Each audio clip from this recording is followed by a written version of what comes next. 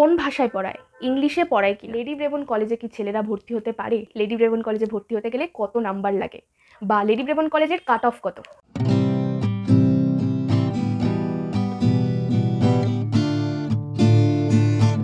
High, কেমন আছো তোমরা সবাই?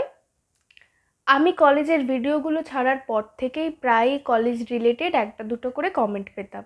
তোমরা প্রায়ই কমেন্ট করছিলে যে দিদি কলেজ নিয়ে ডিটেলসে বলো, বা তোমাদের কিছু ছোট ছোট কোয়েশ্চেন ছিল। যারা ফার্স্ট সেমিস্টারে ভর্তি হতে চলেছো, আমি বুঝতে পারছি তোমাদের এখন কি চলছে, কারণ ওই সময়টা আমরা পেরিয়ে এসেছি। আজকে আমি এই ভিডিওটাতে লেডি ব্রেবন কলেজ নিয়েই তোমাদের যা যা প্রশ্ন আছে সেইগুলোর উত্তর দেব। চলো ভিডিওটা শুরু করি।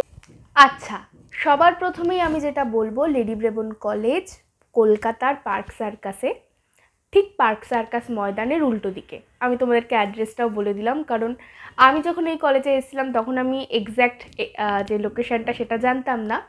আর হ্যাঁ, শিয়ালদা থেকে আসতে গেলে পার্ক সার্কাসের যে বাসগুলো তোমরা পাবে সেটা হচ্ছে 45A।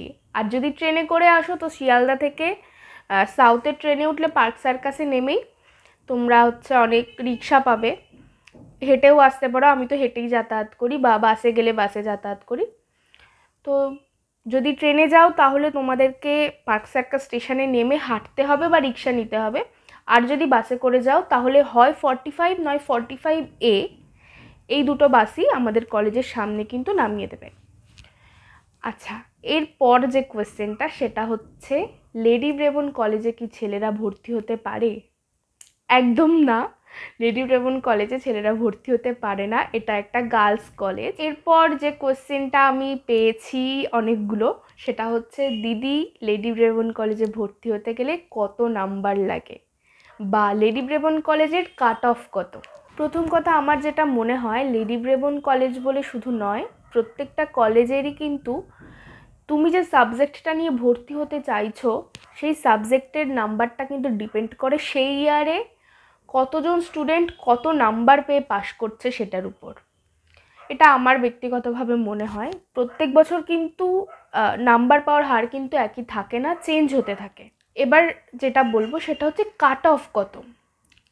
আমি গুগল সার্চ করে যেটা দেখলাম, লেডি ব্রেবন কলেজের যে মিনিমাম যে নাম্বারটা তোমাকে পেতেই হবে সেটা হচ্ছে 50%।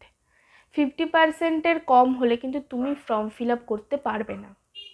এর পরের কোয়েশ্চেনে আমি আসি, সেটা হচ্ছে কোন ভাষাতে পড়ানো হয়? আমি একজন বাংলার স্টুডেন্ট, তো অবশ্যই আমার মেজরটা আমি বাংলাতেই পড়ি। আর তাছাড়াও যে সমস্ত আমার মেজর মাইনর যে সাবজেক্টগুলো আছে সেগুলো আমি বাংলাতেই পড়ছি এবং বাংলাতেই এক্সাম দিচ্ছি।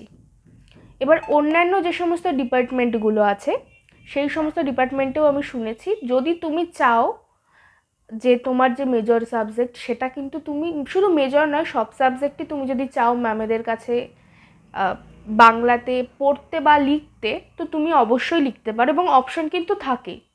একমাত্র ইংলিশ বাদে সব সাবজেক্টেরই কিন্তু বাংলা ভার্সনে এক্সাম দেওয়ার একটা অপশন থাকে।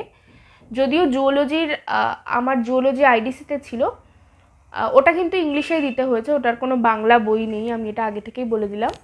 আর লেডি ব্রেবন কলেজে কি সব পড়ায় ইংলিশে পড়ায়? না, তুমি যদি চাও তুমি বাংলাতে পড়তে পারো, এবং ম্যামদেরকে বললে ম্যামরা কিন্তু বাংলাতে পড়ান। এরপর একজন কমেন্ট করেছিলে, when admission is done for master in lady Brabourne college for 2024 to 2025? আমি একজন ইউজির স্টুডেন্ট, তো আমি এই বিষয়ে জানি না। তোমরা একটা কাজ করতে পারো, গুগলে গিয়ে লেডি ব্রেবন কলেজের অফিসিয়াল ওয়েবসাইটে একটু চেক করে নিতে পারো, ওখানে কিন্তু সব ডিটেলস দেওয়া থাকে। কমেন্ট করেছিলে, আচ্ছা দিদি তুমি তো এলবিসিতে পড়ছো, এই কলেজ নিয়ে একটু ডিটেলসে বলবে সব কিছু?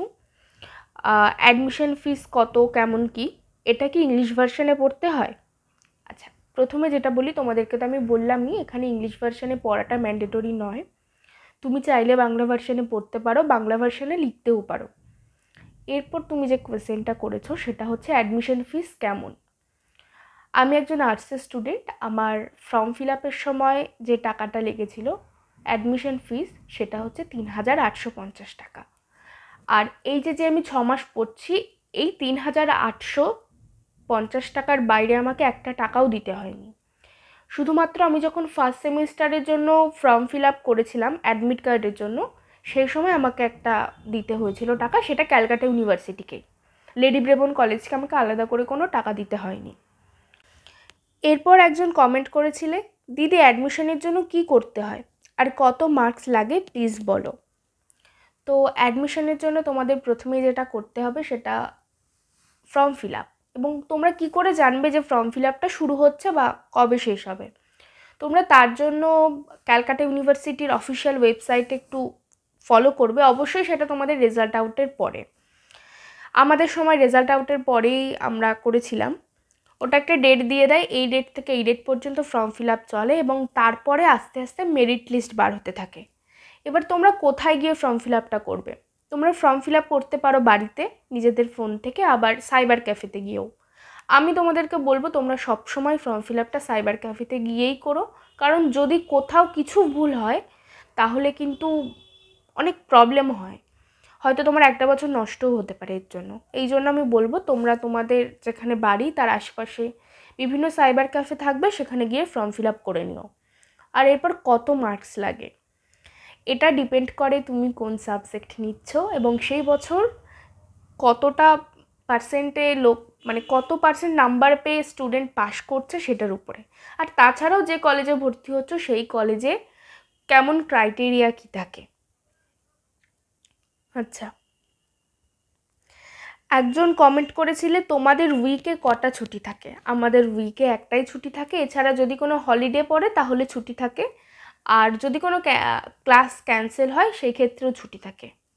নইলে আমাদের উইকে একটাই ছুটি থাকে, সেটা হচ্ছে রবিবার।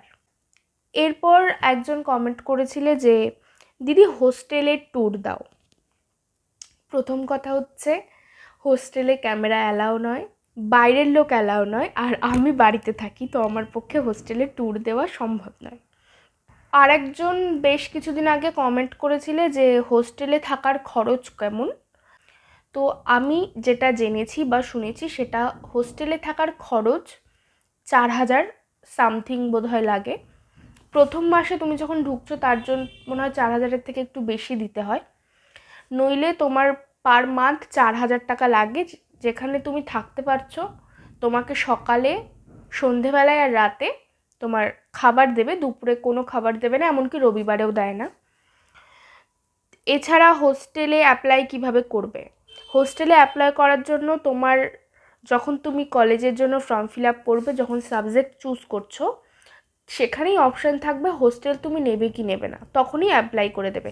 অবশ্যই সবাই অ্যাপ্লাই করবে। যারা মনে করছো যে আমি পরবর্তীতে হোস্টেলে থাকতে চাই বা থাকতে পারি, তাদের জন্য বলছি অবশ্যই অ্যাপ্লাই করবে, কারণ হোস্টেল কিন্তু খুব তাড়াতাড়ি পাওয়া যায় না।